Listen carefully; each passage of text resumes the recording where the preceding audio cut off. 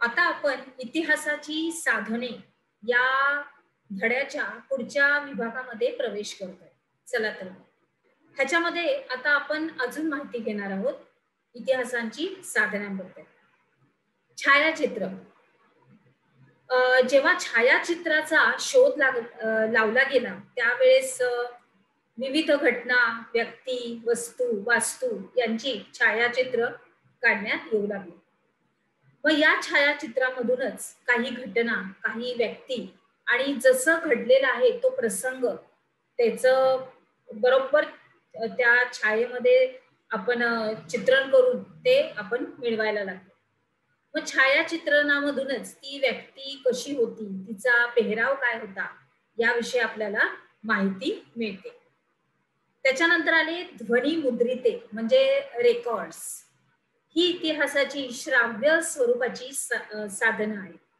म्हणजे आधुनिक काळामध्ये व्यक्तींनी केलेली भाषणं, गीत ध्वनी मुद्रित असे स्वरूपामध्ये आहेत आणि त्यांचा वापर आपण इतिहासाची साधनं म्हणून केला जाऊ शकतो. पुढे बघूया, रवींद्र टागोर यांनी लिहिलेलं आणि गायलेलं गाणं जनगण मन हे आपलं राष्ट्रगीत किंवा सुभाषचंद्र बोस यांचं भाषण यांचा वापर आपण आधुनिक भारताच्या इतिहासाच्या अभ्यासामध्ये श्राव्य साधने म्हणून करतो आणि करता येतो. म्हणजे आपण ऐकू शकतो केव्हाही.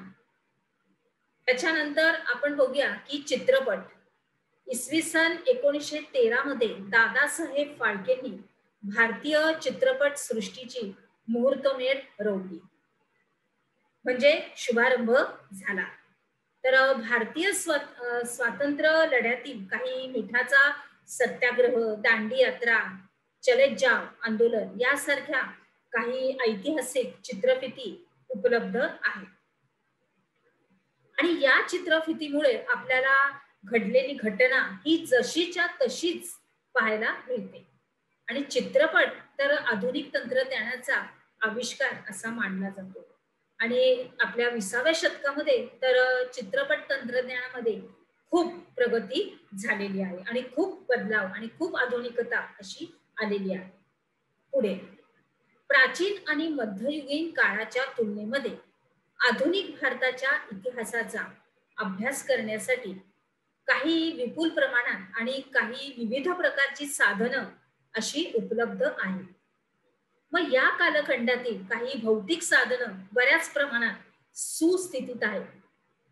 म्हणजे काय तर काही राजवाडे, वाडे, किल्ले, स्तूप या प्रकारे आणि अभिलेखागत जतन करून ठेवलेली अनेक लिखित अशी साधनं सुद्धा उपलब्ध आहेत.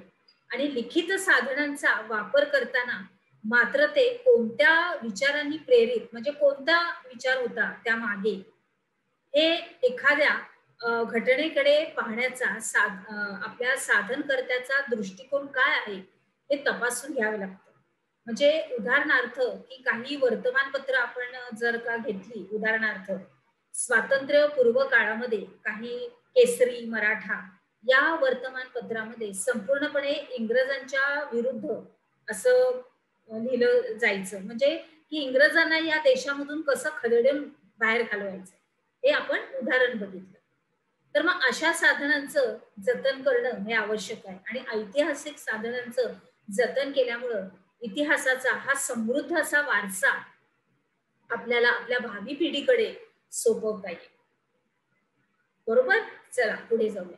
आता आपण काय शिकलो तर छायाचित्राचा वापर आपण कशासाठी होतो, त्याच्यानंतर ध्वनिमुद्रिते म्हणजेच रेकॉर्ड्स ही इतिहासाच्या कोणत्या प्रकारात समाविष्ट केलेली आहे आणि चित्रपट या इतिहासाच्या साधनाची माहिती लिहा. चला तर मग आता आपण आपल्या पुढील विभागाकडे वळूया.